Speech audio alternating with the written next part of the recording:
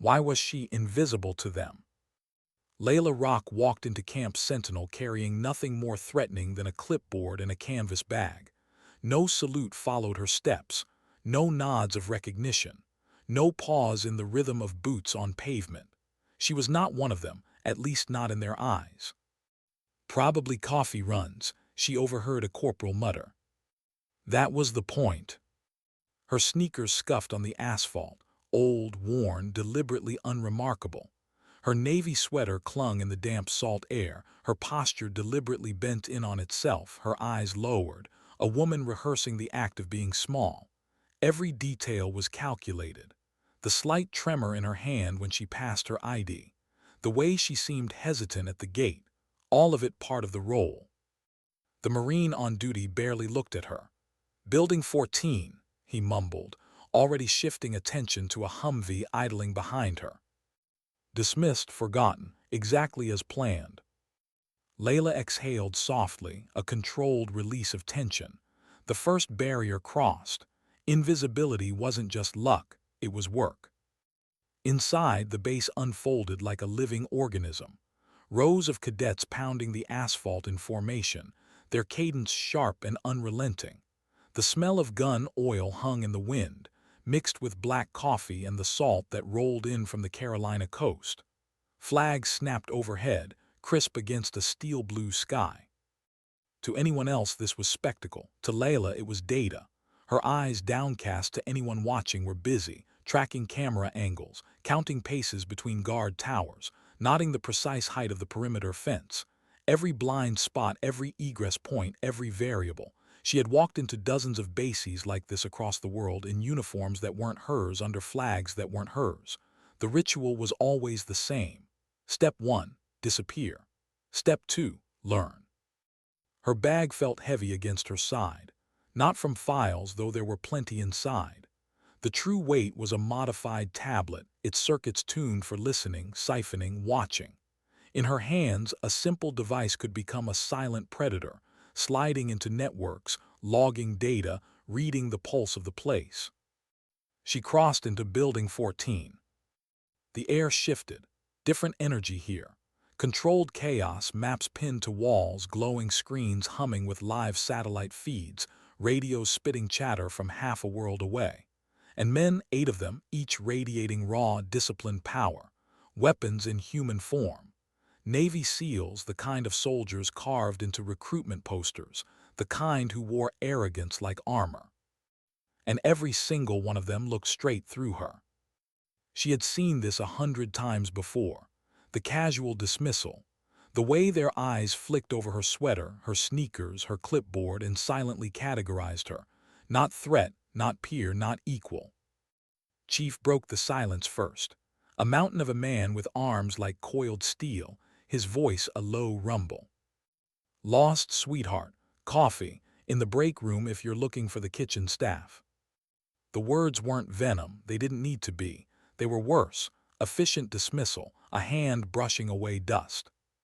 A spark lit in her gut, the same one that always did. Years ago she had learned to smother it, to turn it cold and sharp. Not anger, not defiance, just control. She lowered her eyes, nervous smile, a perfect imitation of uncertainty. "I'm Leila Rock, admin support, commander's expecting me." Grunted, a sound halfway between a laugh and a warning. "Office, don't get in the way." The clipboard clattered softly as she set it on a side desk. Too loud, too clumsy, a detail she had chosen, a nervous assistant fumbling, not a predator in disguise. She settled into a corner desk, the perfect vantage point. From there she could see everything and be seen by no one. The men moved around her, ignoring her existence, planning a mission that, within days, would spiral into fire. And she was the ghost in the room. Commander Cole emerged from his office.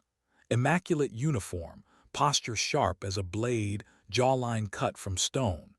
He carried himself with the precision of a man who believed he was the axis the world turned on.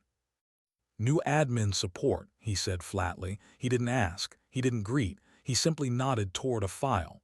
"Start with these reports. Coffee situation's unacceptable, fix it. Leila nodded meekly, clutching the folder. Inside her, memories stirred like embers. Another commander, another room, another plan. Warnings ignored. Arrogance leading men into death. Her partner's face flashed in her mind, eyes wide in the seconds before the ambush years ago. The memory pressed against her ribs like a blade. She would not let that happen again. The men began their briefing. Maps lit the wall, red pins marking a compound 40 kilometers inland in Somalia. An ambassador kidnapped, hostages, militia groups with unclear numbers. His voice was smooth, confident, every detail measured. To him, the plan was flawless. Breach the compound, sweep, extract. A hammer to a nail. But to Leila's eyes, it was suicide. The interference in thermal imaging dismissed as irrelevant. The vanishing of local contacts waved off as noise. The plan, she realized, was not built on truth. It was built on assumptions, and assumptions got people killed. She kept her head bent, filing papers, playing her role, but inside her mind was racing. She mapped the compound herself, watching the grainy photos projected on the wall. Footpath wear, power distribution, water lines, details no one else seemed to notice. They weren't just structures, they were stories. Stories of routine, of hierarchy, of where a prisoner might be kept. Her orders were simple: observe, assess, do not interfere. But her scars whispered otherwise. The voices in the room blurred. She could almost hear another voice, years back in a Syrian alley, dust in the air, her partner's warning drowned out by SEAL bravado. A gunshot, blood, silence. The cold stone of that memory sat heavy in her chest. Not again. Her fingers stilled on the files. She looked up at the satellite photos. The eastern building, the only one with solar panels, the only one with an independent power line. The signs were obvious to her, screaming in neon. High-value targets were never left in the dark. Her throat tightened. She forced herself to breathe, to stay in character, to let the ghost remain hidden. But then something inside her broke, a whisper of rebellion against orders. She cleared her throat. A small sound, barely audible, but it froze the room. 8 pairs of eyes turned toward her. Yes, his tone was sharp, clipped, already impatient. Leila felt her pulse quicken. She had been invisible for so long, and now the light was on her. She pointed hesitantly at the image. "I'm sorry to interrupt, Commander, but the eastern building, it looks different." Sighed, his lips curling. "Sweetheart, we appreciate the enthusiasm, but—" Raised a hand, stopped him cold. His gaze, skeptical but curious, fixed on her. "Go on." Leila leaned closer, her voice soft, laced with uncertainty. "The panels, the generator line, it's the only structure with its own power. If I were hiding someone important, that's where I'd put them. Off-grid if they need to go dark quickly. Sight lines to the main entrance, furthest from breach points."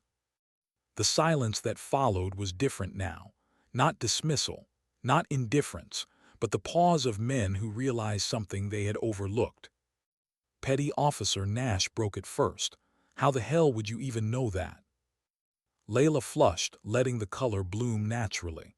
I studied hostage patterns in grad school. International security. It might not mean anything, just a theory." A half-truth, always safer than a lie. Stared at her, then at the map, then back again. His skepticism had not vanished, but something colder replaced it: interest. "What else?" he demanded. Her heart hammered. She had taken a step too far, but now she couldn't stop. She pointed at the paths in the courtyard. The wear patterns, heavier near the eastern entrance.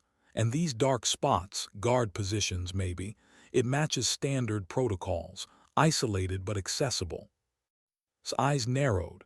No mockery this time, just calculation. Snapped into motion, calling for enhanced surveillance. Minutes later, confirmation, heat signatures in the eastern building, guards at the door, a single figure inside. The room shifted like a tide. Plans redrawn, angles recalculated. the mission pivoting around her words. His gaze lingered on her, unreadable. "Good catch," he said finally. Leila ducked her head, shrinking again. "Just lucky, I guess." But inside she knew, luck had nothing to do with it. For the first time since she stepped into Camp Sentinel, the ghost had been seen. And it would cost her. Why did her hands tremble when she touched the files? Not because of fear of being caught, not because of nerves in front of the SEALs. It was memory, the weight of a ghost pressing against her ribs. The last time she ignored her instincts, a man had died. Now, in the cold hum of Camp Sentinel's comms room, she watched as green markers crept across a digital map of Somalia. SEAL Team 9, bravado made flesh, slipping inland under pre-dawn darkness. Their mission: extract Ambassador before the militia could move her deeper into the desert. It was a clean-up, a matter of time and muscle. To Leila, it was a funeral march.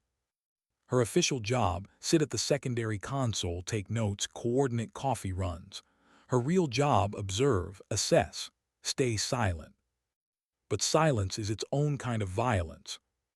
Her fingers danced across her tablet, invisible to the others. She was pulling from feeds the real analysts had ignored: social media chatter, local radio bursts, obscure news tickers. The kind of noise dismissed as Twitter gossip. Except it wasn't noise, it was screaming. Posts from fishermen along the coast, foreign boats sighted. Radio snippets about roadblocks, unusual militia patrols. Hashtags mentioning visitors from the sea. All clustered along the route the SEALs were taking. Her throat tightened. This wasn't coincidence. This was a net closing. She turned to Tech Officer Rivers, the man glued to official feeds. "Rivers, I think there's a problem." He didn't even look at her. "Break room that way." She swallowed hard, pushed again. Look, local chatter, multiple posts along their exact path, the timing. Rivers waved her off, annoyance sharp in his tone. "Social media isn't intel, Rock. We're working with real sources here." On the main screen, the SEALs moved deeper inland, confident, blind. Her pulse hammered. She could almost hear her partner's voice from years ago in that dusty Syrian alley warning her. "They're waiting for us." The commander's laugh, the dismissal, and then the gunfire. She had promised herself never again. Static cracked over the comms, then a burst of sound, gunfire, shouting. "Base, this is multiple contacts. Heavy fire doesn't match the intel." Her chest seized. It was happening again. Rivers jolted upright, barking for air support. 20 minutes out. Too long. The SEALs didn't have 20 seconds. "Get out, Rock," Rivers snapped. "This is no place for civilians." But Leila didn't move, couldn't. Something inside her, something cold and sharpie took over. She slid into an unused comm station, headset slipping over her ears. Her fingers flew across the keys, breaking into systems that should have been beyond her clearance. Drone feeds lit up, infrared overlays, local intercepts, a battlefield unfolding in real time. Her voice changed. The timid assistant was gone. What came out was steady, commanding, absolute. "SEAL Team 9, this is base secondary. I have eyes on your position. I see your problem." Gunfire crackled through the channel, voice strained and incredulous. "Who the hell is this? Where's Rivers?" "Trust me or die," Leila snapped. No hesitation, no apology, just truth. "Sniper, blue building, east window, second floor. He's got you pinned. Shift position now." There was a pause, then's growl over comms. "Copy." Muzzle flashes flared on the drone feed, then silence. She pivoted instantly. "Dock, drainage culvert, 15 meters left. It leads to the market square. In 30 seconds the call to prayer will sound. Every fighter in that compound will pause. 10 seconds, that's your window. Move." On screen, the SEALs hesitated. 10 seconds could be life or death. His voice cut in, taut with disbelief. "How the hell do you know?" "Move." And then it came, a haunting, rising sound over loudspeakers, the call to prayer. The battlefield stilled, just long enough. Leila's eyes locked on the drone feed, breath caught in her throat. The SEALs moved, perfectly timed, sliding into cover, breaking free from the chokehold of the ambush. Gunfire erupted again, but now the team had the advantage. They pressed forward, lethal and efficient, turning chaos into momentum. Leila didn't flinch, didn't breathe. Every instinct honed by years of blood and mistakes guided her words. Every second was a calculation, every command another thread pulling them away from death. Minutes stretched like hours. Then's voice returned, breathless but alive. Base secondary, package secure. Repeat, package secure. Who the hell are you? Her chest rose and fell with a trembling exhale. She should have stayed silent, should have slipped back into the shadows, but it was too late. Rivers' eyes were on her now, wide with suspicion, his fingers hammering keys, pulling access logs. Leila, what the hell are you doing? How did you? She removed her headset quietly. No excuses, no explanations. The choice had been made. She had saved them, but she had sacrificed everything else. The room buzzed with chaos, men scrambling to coordinate extraction, but she felt only silence, the heavy, suffocating silence of a secret broken open. She had revealed herself, not fully, not yet, but enough. Enough that there was no going back. Hours later, when the SEALs returned, their uniforms stained with dust and blood, their eyes burning with the adrenaline of survival, the question hung in the air, unspoken but heavy. Who was base secondary? They replayed her voice in their heads, the authority, the precision, the impossible knowledge. They compared it to the quiet woman now sitting again in her corner, shuffling papers with shaking hands. The two images did not match. Glanced at her more than once, his eyes narrowed, his arrogance gone. Nash muttered under his breath, baffled. Doc, though, just watched, quiet, thoughtful, his eyes softer as if remembering something from long ago. And stood in the middle of the room, jaw set, a storm brewing behind his eyes. He had been saved by a ghost who was now sitting quietly within arm's reach. Leila kept her eyes on the paperwork, her posture small, the mask slipping back into place. But she knew the truth. Masks never last forever. Who was she to them now?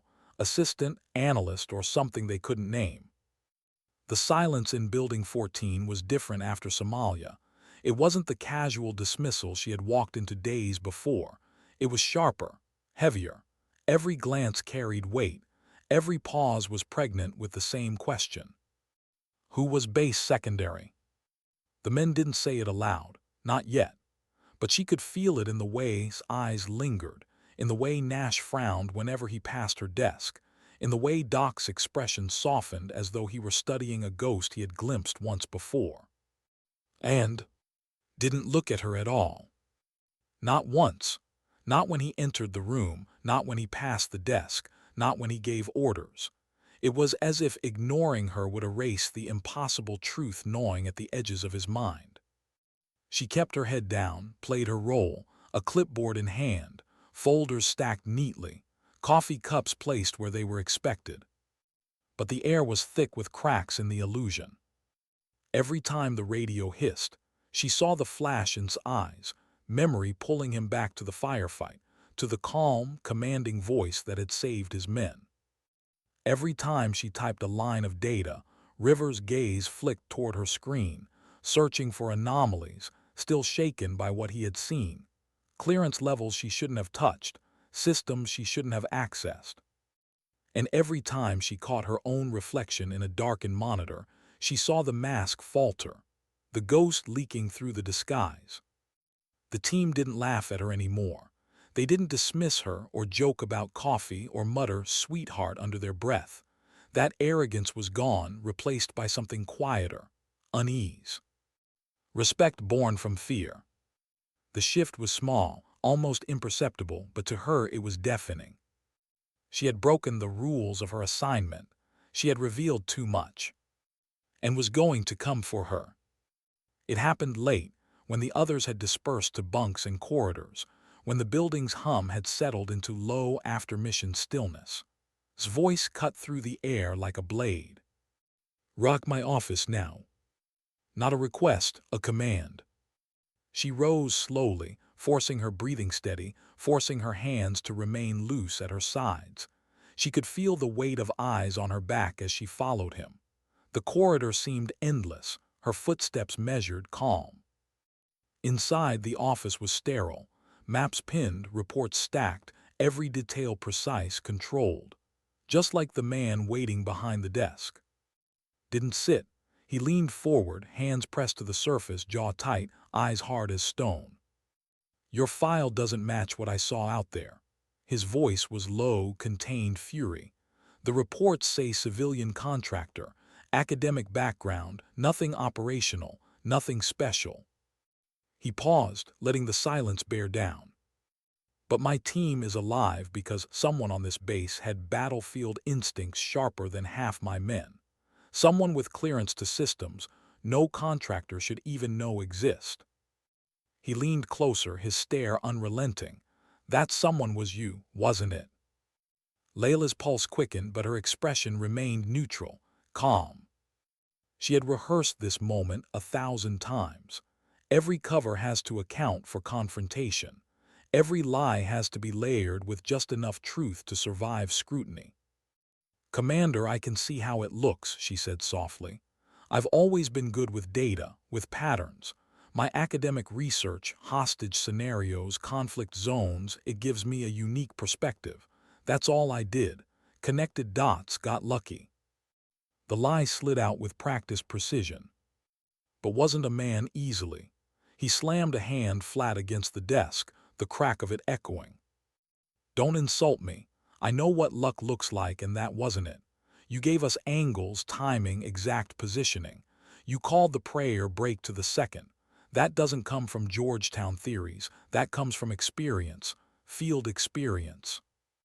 His eyes narrowed further, his voice dropping to a growl. "So I'll ask you again, who the hell are you?" Her body screamed to answer, to confess, to drop the mask. But years of discipline wrapped chains around her throat.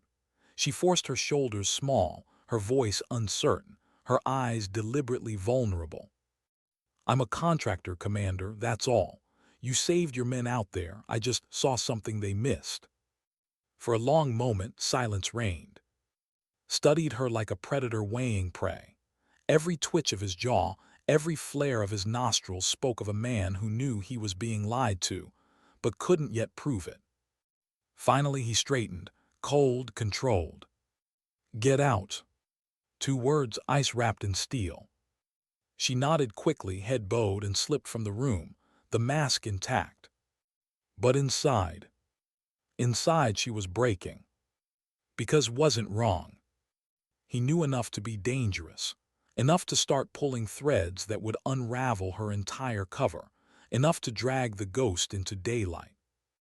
She returned to her corner desk, posture small, hands trembling as they shuffled papers that didn't matter. But across the room, she caught his gaze again. The medic, quiet, thoughtful. His eyes weren't sharp like, not suspicious like Rivers, not unsettled like. His eyes were searching, remembering. A different battlefield, years ago. A dusty alley, a mission gone sideways, the impossible escape that had saved his life. Recognition flickered there, the kind of recognition you can't unsee. Leila's chest tightened, he knew, or at least he suspected. And he wasn't saying it. That silence was its own kind of protection, but also its own kind of noose. The building hummed around her, men busy with their routines, the rhythm of a base pretending everything was normal. But beneath it all ran an undercurrent she could feel in her bones. The ambush in Somalia had saved lives.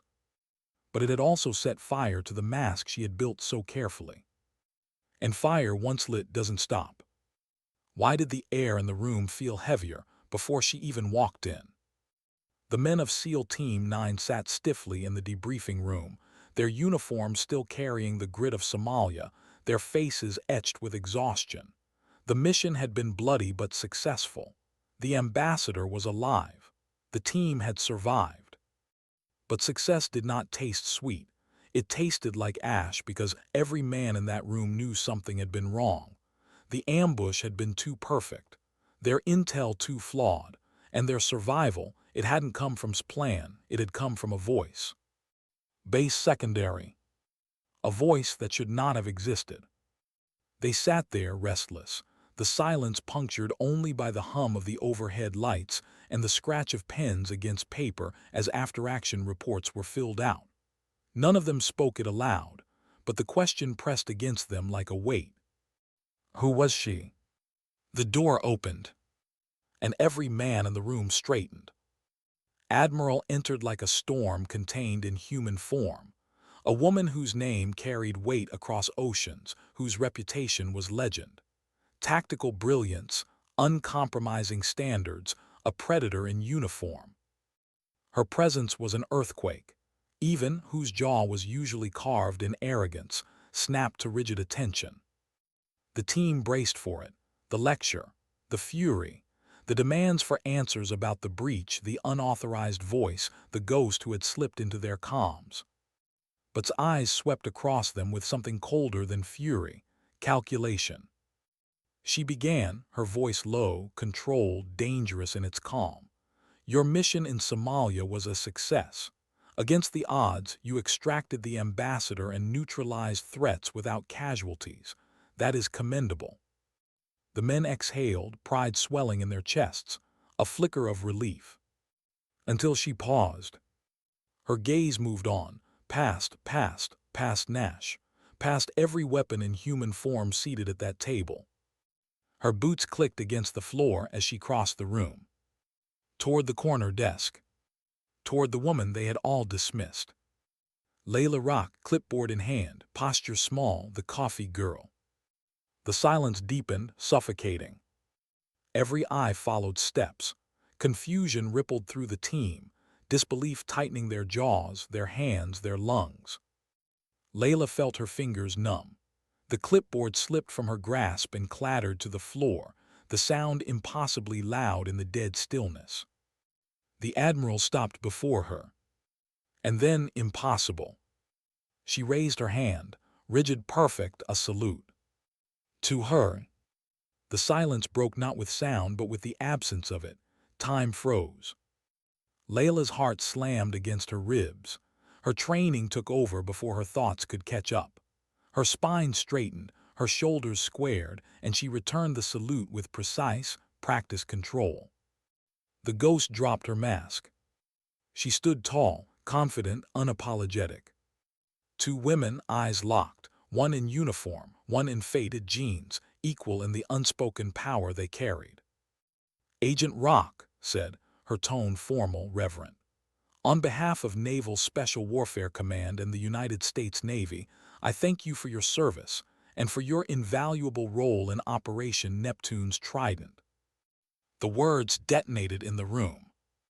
Agent Rock. Not assistant, not contractor, not coffee girl. Agent. The team's faces broke, confusion, shock, disbelief, anger. The mouth parted, his usual rumbling humor gone, replaced by awe. Nash blinked rapidly, his lips forming silent curses. Sat frozen, but his eyes were soft, certain, as though confirmation of a suspicion he had carried for years had just landed. And his jaw clenched so tight a vein throbbed at his temple. Turned to address them all, her presence filling the room. When the agency offered to lend us their best operative, we knew we'd be tested.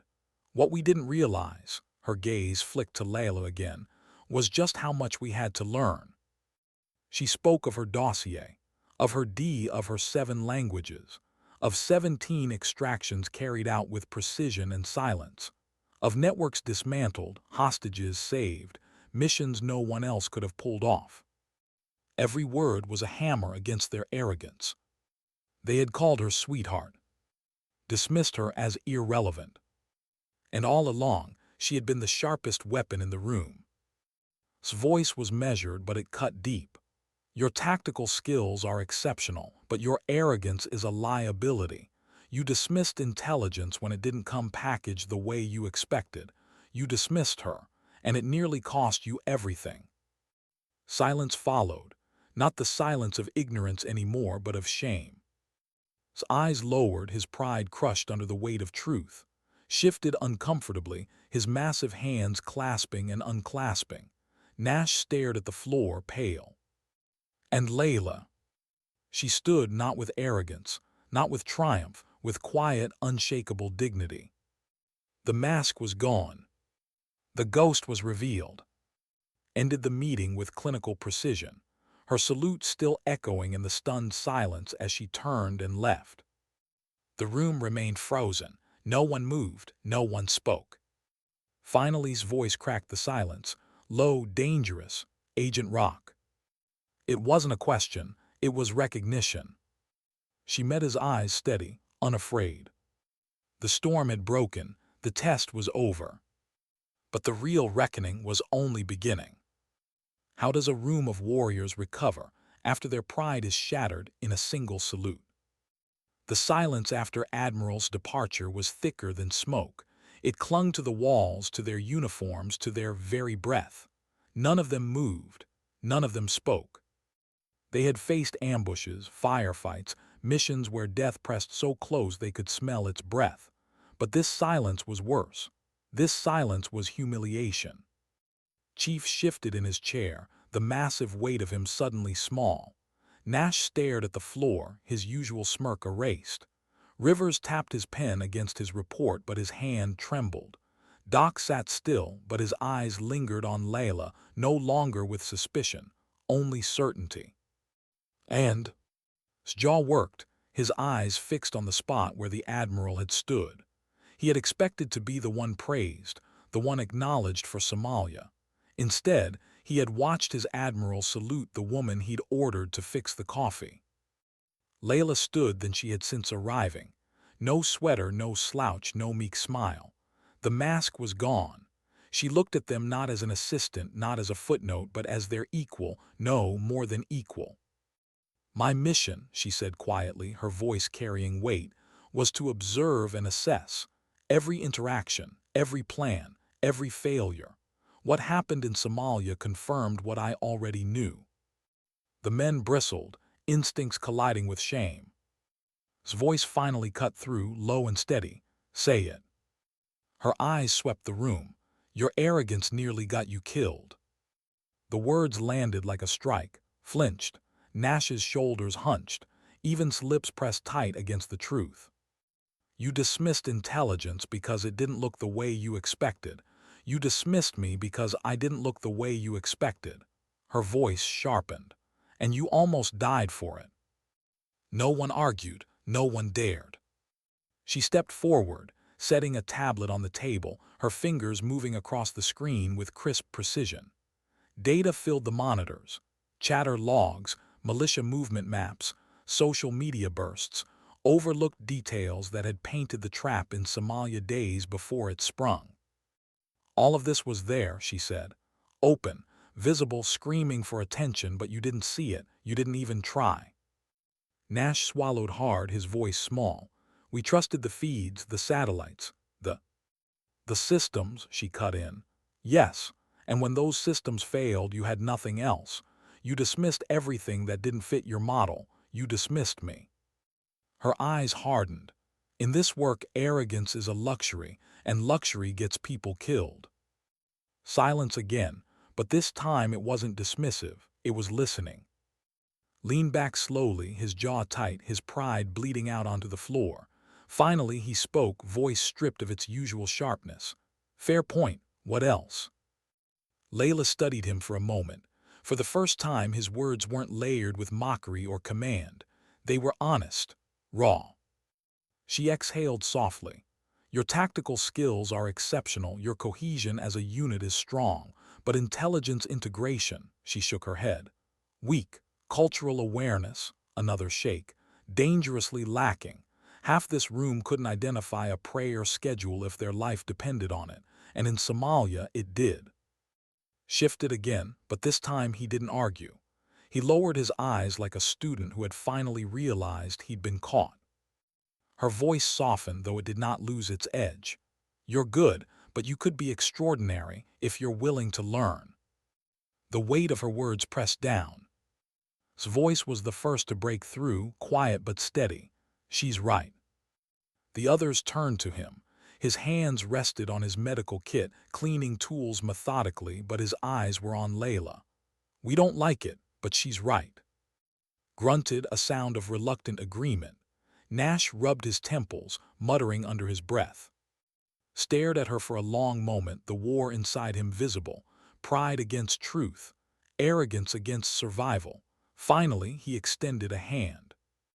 "Agent Rock," he said, his voice formal but stripped bare of ego. "I think we got off on the wrong foot. Would you be willing to start over?" The room seemed to hold its breath. Leila studied his hand, then his face.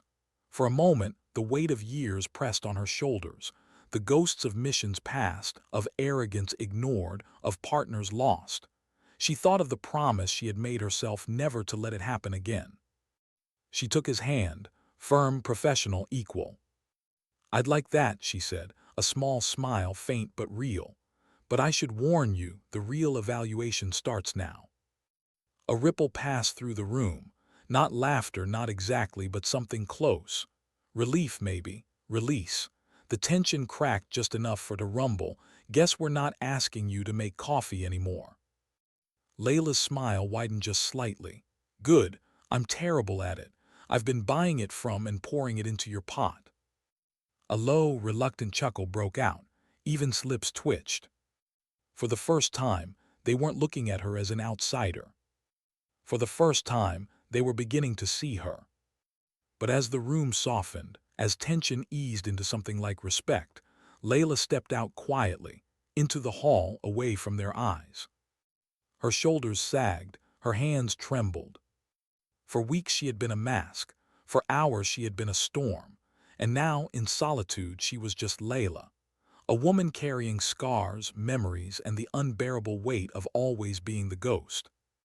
A tear slipped down her cheek before she wiped it away.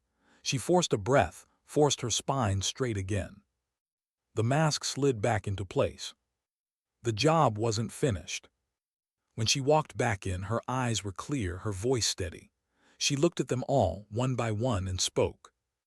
"My assessment isn't complete. I still need to see how you respond, to criticism, to change, to growth." Met her gaze, his voice steady. "What do you need from us?" "Honesty," she said, "cooperation, and the willingness to admit you don't know everything." Her smile returned, faint, almost playful. "And stop asking me to make coffee." This time, the laughter was real. The first crack in the wall they had built between them. And maybe, just maybe, the first step toward becoming something more than what they had been. Why did the desert feel like it was holding its breath? From the cargo bay of the C-130, the world below looked endless, an ocean of dust and rock, shifting in colors of copper and ash beneath a fatting sun. Yemen stretched out under them, jagged mountains giving way to valleys carved by centuries of war and survival. SEAL Team 9 sat strapped in, silent. Normally, before a mission, there would be jokes, jabs, that unshakable SEAL arrogance humming in the air. Not tonight. Tonight there was something else. Leila sat across from them, no longer clutching a clipboard, no longer in a faded sweater and sneakers. Tonight she wore tactical fatigues, not to blend in with them, but because for the first time her presence was not hidden. She wasn't pretending anymore. And they all knew it. The silence wasn't dismissive now, it was respect, and maybe anticipation. "Broke it," his voice steady. "Targets a compound outside Al-Mukalla, high-value courier. If he gets across the border, half a dozen terror cells light up. We've got one shot." Grunted, "We breach, we clear, we bag him." All eyes turned to Leila. She leaned forward, her tone calm but unwavering. "That's one option, the wrong one." A ripple of tension ran through the bay. Weeks ago, such words would sparked mockery. Now no one laughed. She pulled a tablet from her pack, the screen glowing in the dim light. "I've been monitoring Chatter for 48 hours. He's paranoid. He never sleeps in the same room twice. Never uses the same route. Tonight he's expecting you. If you hit the compound head-on, you'll walk into layers of IEDs. He'll be gone before you breach the first door." Shifted uncomfortably, Nash frowned, lips pressed together. His eyes narrowed, but not in dismissal, in thought. "What do you suggest?" Leila zoomed in on a section of the map, an irrigation ditch running parallel to the compound, half buried in sand. The water system, abandoned years ago, but locals still use it for livestock. It cuts under the north wall. No cameras, no sensors. It gets you inside the perimeter undetected. Nash leaned forward, and the target. Leila's eyes flicked to him. He's in the West Annex. That's the only building with blackout curtains. He sleeps during daylight, works at night. It's also the only room with a direct radio feed to the port. If he slips, he'll call for extraction there. Her voice dropped. "You'll have maybe 12 minutes before backup arrives. Precision matters." The men exchanged glances. Studied her, then nodded slowly. "We go north, irrigation ditch, silent entry, annex first." No hesitation, no mockery, just trust. The C-130 vibrated as it descended, engines straining against the desert winds. The team checked weapons, adjusted gear. Leila tightened the strap on her headset, her heartbeat steady despite the storm inside her. This was the test. Not of her, of them. The plane shuddered, the light went green. They dropped into the desert night. The wind whipped around them, hot and dry, carrying sand like shards of glass. The ground rushed up. Parachutes snapped open, bodies slowed, boots hit dirt. And then silence. The desert swallowed them whole. They moved fast, dark figures cutting across the wasteland, shadows among shadows. Leila kept low, her tablet glowing faintly, feeding her real-time data from intercepted comms. Every whisper, every movement was a puzzle piece fitting into her mental map. Minutes stretched. Then the compound loomed ahead, jagged walls rising from the earth like broken teeth. Lights flickered dimly. Guards patrolled lazily, confident in the traps buried beyond. But not beneath. The irrigation ditch yawned, half buried, choked with sand and weeds. Dropped in first, his massive frame disappearing into the narrow passage. One by one they followed. Last, his eyes flicking to Leila before he slipped into the dark. She crouched at the entrance, scanning feeds, ears tuned to chatter. Nothing. They were ghosts. Inside the compound, they emerged silent, unseen, exactly as she had predicted. Leila's voice whispered in their ears, calm and steady. 2 guards by the annex door, one packing, one seated, both inattentive. You have 6 minutes before shift change. Moved like thunder in silence, a shadow with fists of steel. One guard slumped, then the other. No sound. They breached the annex. And there he was. The courier, mid-30s, wiry, sleeping with a radio on the desk beside him, curtains drawn tight. Moved first, weapon leveled. Nash followed, cuffs ready. But the man woke fast, too fast. His hand darted for the radio. Rock hissed. She was already speaking. Cut power. Yanked the breaker by the door. The room went black. The radio died. Before the man could cry out, had him pinned. Nash bound his wrists, gagged him. Silent, efficient, perfect. The team exhaled as one. But Leila's voice cut through their relief. Not over, look west, 5 minutes. They froze. Her feed showed headlights in the distance, 3 trucks barreling toward the compound. Backup. Extraction route, demanded. Leila's eyes scanned the map, her heart pounding. Options flew past, roads blocked, choke points compromised, too slow, too obvious, until she saw it. The cistern tunnels, she said quickly. South wall. Locals use them for water storage. It connects to the wadi. You'll be out before they breach the gates. Didn't hesitate, move. The team carried the courier, sprinting through shadows, sliding into the narrow cistern tunnels. The ground trembled with the roar of incoming trucks. Shouts erupted behind them. Floodlights flared. But the SEALs were already gone. They emerged into the dry riverbed, the night swallowing them whole again. Dust rising, stars burning overhead. A lifted them from the wadi minutes later. Engines roared, blades cutting the night, pulling them away as the compound erupted with furious voices and flashing lights. The courier bound at their feet, the team alive, mission complete. Inside, the roar of the helicopter looked across at her. Sweat streaked his face, sand clinging to his gear, his eyes locked on hers. "Your call saved us again," he said simply. Leila nodded, her face unreadable. "No, your choice to listen saved you." For the first time smiled, not arrogance, not dismissal, but something rare, respect. The desert stretched below them, vast and silent.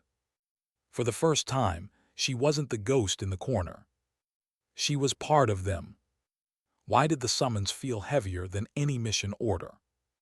2 days after Yemen, the desert dust still clung to their boots, but the victory already tasted different. It wasn't the thrill of survival or the clean satisfaction of a mission done right. It was sharper, tempered by the knowledge that something had shifted. Leila had led them through fire and they had listened. For once, the ghosts of arrogance had stayed quiet. But ghosts never stay buried long. The call came at dawn, was summoned to the command center, his jaw tightening as the words reached him. "All of you, now." The team gathered in the steel-lit briefing room, their faces still marked with exhaustion. Leila stood among them, not at the desk in the corner but shoulder to shoulder. Equal. The doors opened. Admiral entered, but she wasn't alone. Behind her came a man the team recognized but did not welcome. Deputy Director Cole, sharp suit, polished shoes, eyes like cold glass. CIA brass. The kind of man who turned victories into paperwork and failures into scapegoats. His presence sucked the oxygen from the room. He wasted no time. Operation in Yemen is under review. Intel leaks compromised multiple channels. The courier was only step one. We want to know how the hell you avoided total failure when every system suggested you should have walked into an ambush. His eyes slid deliberately to Leila. The team stiffened. Spoke first, his tone clipped. "We avoided failure because Agent Rock saw what the systems didn't." Cole's jaw tightened, his lips curving into something close to disdain. "Ah yes, Agent Rock, the academic, the so-called assistant." His voice dripped with mockery. Funny how one voice with unauthorized access to systems she had no clearance for suddenly saves the day twice. Leila said nothing. Her hands were still at her sides, her face calm but her heart hammered. This wasn't about Yemen, this was about her. Cole leaned forward, his tone colder. "I want answers. Who exactly are you, Agent Rock? And why are we entrusting Tier 1 assets to a woman whose cover was so flimsy it collapsed after one operation?" Bristled but raised a hand. Her gaze was steady, unreadable. "Careful, Cole." Her voice cut like steel. "You're questioning results you couldn't achieve with half your analysts." Cole ignored her, his eyes locked on Leila. "Tell me, Agent, how many more missions do we let you gamble with before someone doesn't walk out alive?" The words stabbed sharper than any blade, not because they weren't expected, but because they echoed the fear she carried inside. The man in Syria, the partner she couldn't save. She forced her breath steady, her voice calm. "I don't gamble, I calculate, I see what others don't, that's why they're alive." Cole's laugh was sharp, humorless. "Or maybe you've just been lucky, twice. Maybe the next time we'll see what you're really made of." The team shifted, tension boiling. Muttered low and dangerous. Nash clenched his jaw, even quiet as ever, looked ready to speak. But it was who leaned forward, his voice hard as iron. "She's made of more than any of us. Without her, we'd be corpses in Somalia. Without her, that compound in Yemen would buried us. Don't you dare diminish that. Cole's eyes narrowed. Careful, Commander. Blind loyalty gets men killed. No, snapped back. Blind arrogance does. The silence that followed was electric. Finally stepped in, her presence filling the room. Enough. Cole, your suspicions are noted, but Agent Rock is under my authority and she has my full trust. You want to make this political, you do it elsewhere. In my command, results speak, and hers speak loudest. Cole's lips thinned, but he didn't push further. Not here, not now, but the look in his eyes promised this wasn't over. He gathered his files, his polished shoes clicking against the floor as he left. The room exhaled when the door shut. Leila stood still, her chest rising and falling slowly. She didn't look at the team. Her eyes stayed fixed on the door, on the ghost of Cole's threat. Because she knew the truth. The battlefield was only half the war. The other half lived in shadows, in politics, in whispers that cut deeper than bullets. Later, as the team gathered in the mess, the mood was taut, slammed his tray down. That suits a vulture, sitting behind a desk, talking like he knows the cost. Nash shook his head. Doesn't matter, he's not wrong about one thing, they're gonna keep coming for her. The more she saves us, the more they'll want her gone. Finally spoke, his tone measured. Or they'll want her chained, controlled. They don't like ghosts they can't own. Leila listened in silence, her fingers curled around a mug of untouched coffee. Their words weren't paranoia. They were truth. The respect she had earned in blood was fragile. It would always be fragile. When the room emptied, lingered, he set his tray aside and sat across from her. His voice was quieter than she'd ever heard it. They'll keep testing you, testing us. Leila met his eyes. I know. You ready for that? Her lips curved, not quite a smile. I've been ready my whole life. The weight between them wasn't just respect anymore. It was something harder to define. A bond forged in fire, tempered by truth. But bonds like masks could break. And somewhere out there, Cole was already sharpening the blade. What's louder, a bullet or the silence of betrayal? The mission in Djibouti was supposed to be routine, surveillance, no direct engagement, a simple courier handoff, clean extraction, but nothing in Leila's life had ever been simple.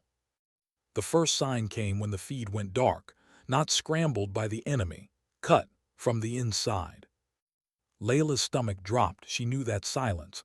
It wasn't failure, it was sabotage. By the time the team realized their comms were compromised, they were already walking into a trap. Streets that should have been empty filled with armed men. Rooftops lined with rifles. Too precise, too rehearsed. And somewhere in the shadows of command, someone was watching. Cole. She could feel his hand in this, the way threads had been pulled, the way the net had been cast. For the first time, didn't wait to issue orders. He looked to her. What's the play? The weight of it hit her, not just their lives, their trust. Her mind ran cold calculations. The alleys, the rooftops, the choke points. Options vanished as quickly as they appeared. Too many guns, too little cover. Unless.